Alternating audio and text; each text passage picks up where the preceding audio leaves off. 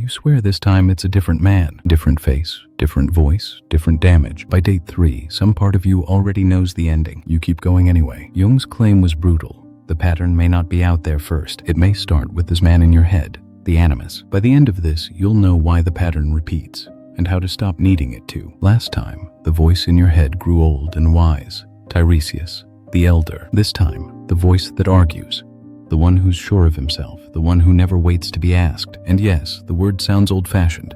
Jung wrote 100 years ago. We'll handle that. The pattern doesn't care about the vocabulary. The Animus is Jung's name for the inner masculine in a woman. The part that carries the traits she may admire, fear, or leave unlived. Not the man she wants, the part of her that wants. Think of him as the inner casting director. He picks the actors. You just show up for the audition, and you keep wondering why you keep getting the same role. Now, the myth that's been running this pattern for 3,000 years. The woman who waited, and the men who ate her house. Ithaca. A kingdom without a king is a wound that doesn't close. Odysseus has been gone 20 years, 10 at war, 10 trying to get home, and 108 men have moved into his palace to court his wife. They're called the suitors. They slaughter his cattle, drain his wine, lounge in his great hall. A slow, legal, smiling form of robbery. Guests who will not leave. The Greeks had a sacred law of hospitality. The suitors weaponized it. At the center of the occupied house, Penelope, the queen. She cannot fight them. She cannot expel them. She has no army. What she has is patience and a very good mind. For 3 years, she held them off with one trick.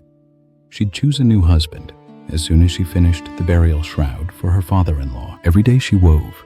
Every night, by torchlight, she unpicked the day's work. Thread by thread, the shroud never grew. The wedding never came closer. It took 3 years and a disloyal servant before the suitors found out why. Notice what she's doing. She's not weaving cloth. She's buying time, not passivity.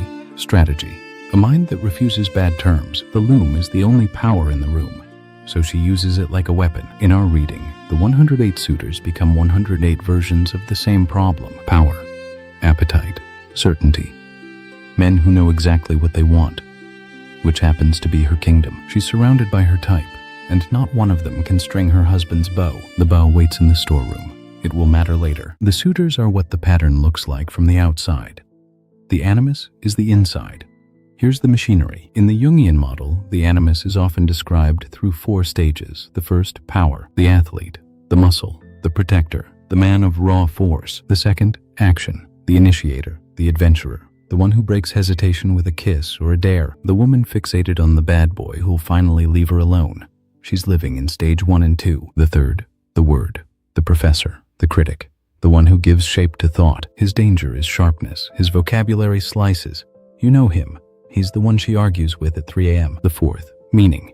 The inner figure becomes a mediator, no longer merely force, action, or opinion, but a guide towards something larger. If that sounds familiar, it should. Last time we met another version of the guide carrying a lamp. The Animus at his best becomes the guide. At his worst, he becomes a tyrant. Animus possession, the rigid opinion, the irrelevant argument, the need to be right, even if it destroys the connection, the voice that grades her.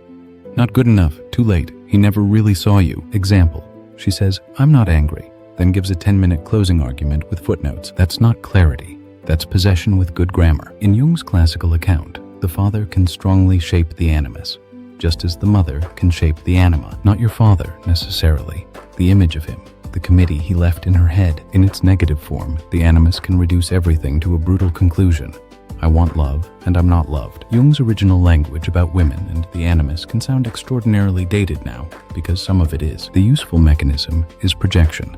Qualities we don't recognize as ours can appear outside us, attached to somebody else, which is why the wrong person can sometimes feel strangely right. The modern way to hear it.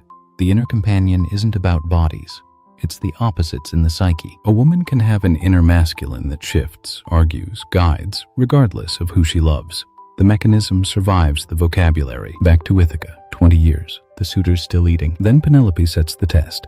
The contest of the bow. String Odysseus's bow and shoot through 12 axe heads. One by one, the confident men fail. Greased, warmed, sweating, failing. It's a public examination in exactly the skill none of them possess, because the bow isn't a test of strength. It's a test of recognition. The man who can string it is the man who's been in her head the whole time. Then a beggar in the corner asks to try. The suitors laugh. The beggar strings the bow in one motion. The old weapon bends to him like it remembers his hands. The suitors' faces change color. That night comes the harder test. Not the bow, but the bed. Move my bed out for the stranger. The bed built around a living olive tree. No power short of a god can move it without cutting the tree through. Only the true man knows the bed cannot be moved. And in our Jungian reading, the rooted bed becomes something else. The Syzygy, the inner marriage that holds. The elder's lamp from last episode, the rooted bed now. The guide becomes the husband. The suitors can be replaced. The bed can't. That's the difference between projection and recognition. Even Calypso offers him immortality. Odysseus admits Penelope cannot rival a goddess in beauty. He still chooses home. He chose the mortal wife over the immortal lover, the difficult real thing over the perfect, suspended one. The two cleverest people in Greece. Both spent 20 years holding a line with a trick. He built the horse and won the war. She unpicked the shroud and won the house. Same profession. The usual note. Philosophy, not therapy. If the voices in your head are hurting you, get real help. Please, using the logic of active imagination, here's one exercise we can try. It's called the negotiation. Sit somewhere quiet. Let the inner masculine speak.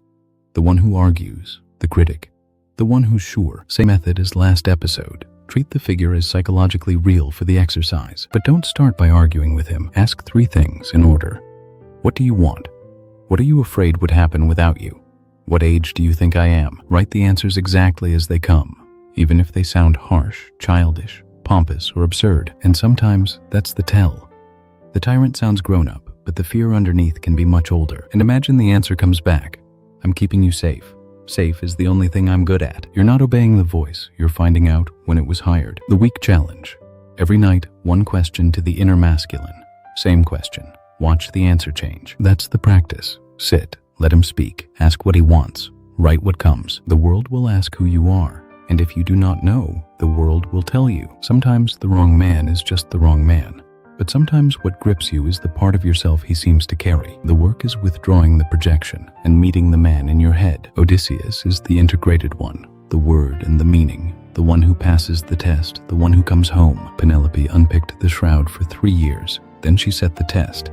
Then she recognized the real thing when it passed. That's not waiting. That's strategy with a loom. The bed is still rooted in the tree. The suitors were replaceable. The thing underneath wasn't. The thread was always yours. The lamp is yours. And the man in your head, he's been waiting to be asked. The voice that argues with you at 3 a.m., not the enemy, just the part of you that's sure.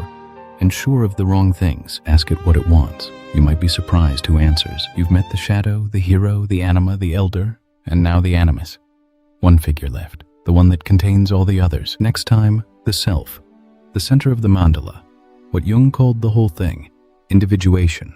Becoming who you actually are. Every guide so far was a piece of it. The shadow, the hero, the mirror, the thread, the elder, the argument, all pointing at one center. The circle closes. The labyrinth was always a circle. The thread was always a circle. And the center, that's next. Tonight, the suitors are gone. Tomorrow, you follow the thread to the center.